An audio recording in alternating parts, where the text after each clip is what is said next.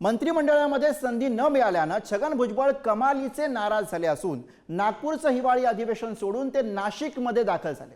यानंतर छगन भुजबळ यांनी नाशिकसह येवल्यातील त्यांच्या कार्यकर्त्यांशी संवाद साधला आणि यावेळी त्यांनी अजित पवारांवरती जोरदार निशाणा साधला।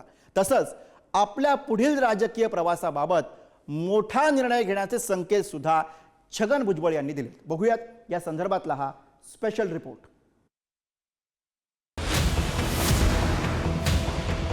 मंत्रिमंडळात स्थान न मिळणं हे छगन भुजबळ यांच्या चांगलंच जिव्हारी लागलंय। त्यामुळे पुढची राजकीय दिशा ठरवण्याबाबत नाशिक आणि येवल्यामध्ये समर्थकांसोबत 2 बैठकाही घेतल्या। आता उद्या सुद्धा नाशिकमध्ये समता परिषदेची महत्त्वाची बैठक पार पडणार आहे। त्यानंतर छगन भुजबळ आपल्या भूमिकेवर शिक्कामोर्तब करणार असल्याचंही बोललं जात आहे। दरम्यान माझ्या मंत्रिपदासाठी देवेंद्र फडणवीस आग्रही होते, पण तरीही मला संधी मिळाली नाही असा मोठा दावा भुजबळ यांनी केलाय। मला जे काय कळलं, मुख्यमंत्र्यांनी माझा प्रवेश मंत्रिमंडळात असावा यासाठी आग्रह धरला होता आणि निश्चित ते मी कन्फर्म करून घेतलं। शोधावं लागेल ना, तोच तो प्रयत्न चालू आहे। कुणी नाकारलं आणि कुणी नाकारलं तरी शेवटी जे आहे त्याच्या पक्षाचा जो प्रमुख आहे ते त्यांच्या गटाचा निर्णय घेतात आणि बाकीचं काही असलं तरी आमच्या गटाचे जे प्रमुख आहेत अजित पवार ते त्यांचा निर्णय घेत असतात। बाकी काय सगळे सांगत असतात, प्रत्येकालाच मंत्रिपद पाहिजे असतं।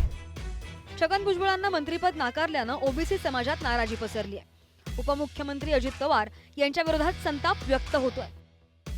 बारामतीमध्ये अजित पवारांच्या निवासस्थानाबाहेर ओबीसींकडून आंदोलन करण्यात आलं। त्यामुळे भुजबळांसह ओबीसींची नाराजी परवडणारी नसल्यानं राष्ट्रवादीकडून छगन भुजबळ समजूत काढण्याचा प्रयत्न करण्यात येणार आहे। भुजबळांची नाराजी दूर करणार। भुजबळांच्या जाहीर नाराजीनंतर पक्षाच्या वरिष्ठ स्तरावरून बैठकीसाठी हालचाली। राष्ट्रवादीचे प्रमुख नेते भुजबळांसोबत बैठक घेणार असल्याची माहिती। सोमवारी किंवा मंगळवारी भुजबळ यांच्यासोबत बैठक होणार। छगन भुजबळ मोठे नेते, त्यांचा आम्ही अनादर होऊ देणार नाही, राष्ट्रवादीच्या वरिष्ठ नेत्यांची भूमिका। या विधानसभेमध्ये सर्वात वयस्कर, सर्वात अनुभवी राजकारणी, अनुभवी आमदार असताना 7 वेळा त्यांनी आमदारकी तिथं भूषवलेली आहे।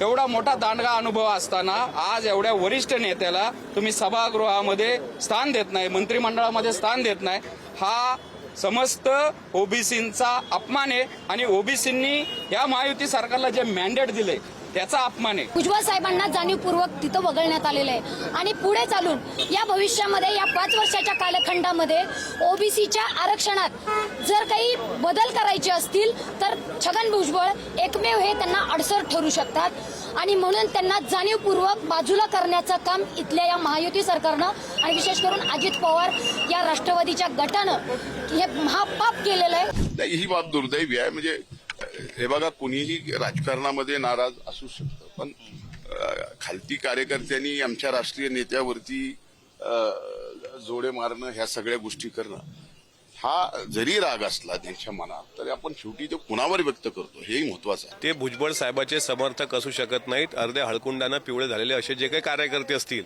जे दादांच्या फोटोला जोडे मारो आंदोलन, त्यांच्या मुर्दाबादचे नारे, यांना काय राष्ट्रवादी काँग्रेस पक्षाची विचारधारा आणि शिवशाहू फुले आंबेडकरांचा विचार समजलाय?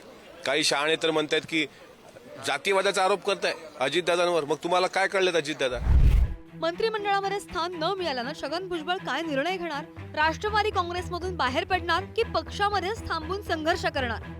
शरद पवारांकडे परतणार की दुसऱ्या पक्षाची वाट धरणार? असे अनेक प्रश्न उपस्थित होत आहेत। छगन भुजबळ काय करणार?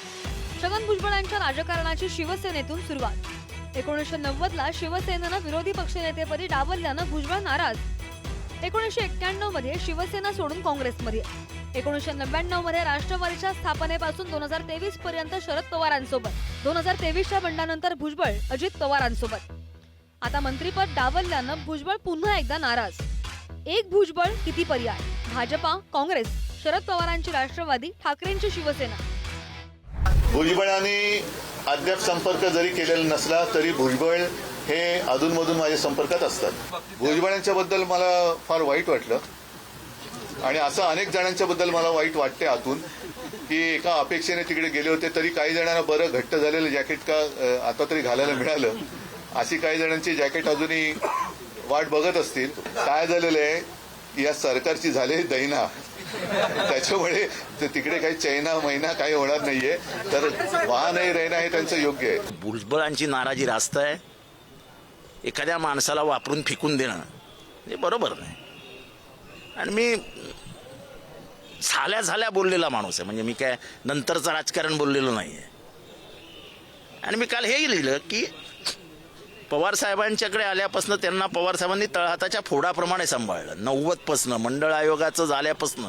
खरं तर छगन भुजबळ हे फायर ब्रँड नेते म्हणून ओळखले जातात. कुणाचीही भीडभाड न बाळगता रोखठोक भूमिका घेतात.